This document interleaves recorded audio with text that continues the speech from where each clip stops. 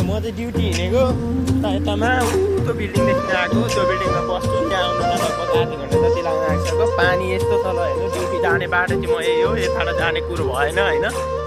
उतो सिग्नलपट्टि र मैले भिडियो पनि बनाएको थिएँ त्यतिर जाने हो पानी धेरै छैन अहिले त हल्का घटिरहेको छ अझ उपर चाहिँ ठ्याक्कै घुँडा थियो अहिले चाहिँ यतिको रहेछ यहाँ चाहिँ तर लगभग दुबई चाहिँ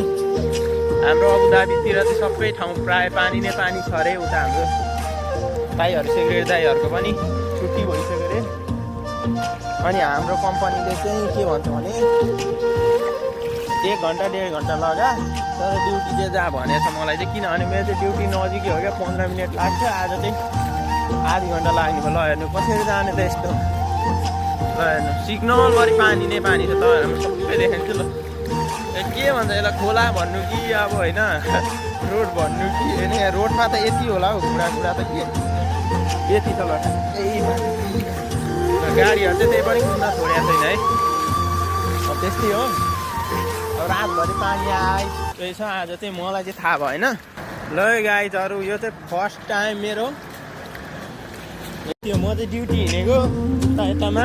त्यो बिल्डिङदेखि आएको त्यो बिल्डिङमा बस्छु त्यहाँ आउनलाई लगभग आधी घन्टा जति लाग्न आइसक्यो पानी यस्तो छ ल हेर्नु ड्युटी जाने बाटो चाहिँ म यही हो यताबाट जाने कुरो भएन होइन उतो सिग्नलपट्टि र मैले भिडियो पनि बनाएको थिएँ त्यतिर जाने हो पानी धेरै छैन अहिले त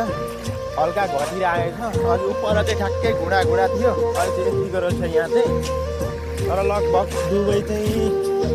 हाम्रो अबुधाबीतिर चाहिँ सबै ठाउँ प्रायः पानी नै पानी छ अरे उता हाम्रो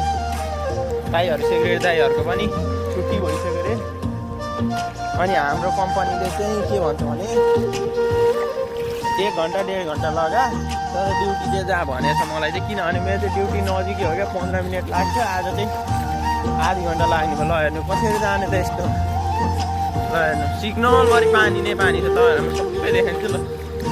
के भन्छ यसलाई खोला भन्नु कि अब होइन रोड भन्नु कि होइन रोडमा त यति होला हौ घुँडा त के यति त ल त्यही गाडीहरू चाहिँ त्यही पनि कुद्न छोडेको छैन है अब त्यस्तै हो अब रातभरि पानी आइरहेछ आज चाहिँ मलाई चाहिँ थाहा भएन ल गाइजहरू यो चाहिँ फर्स्ट टाइम मेरो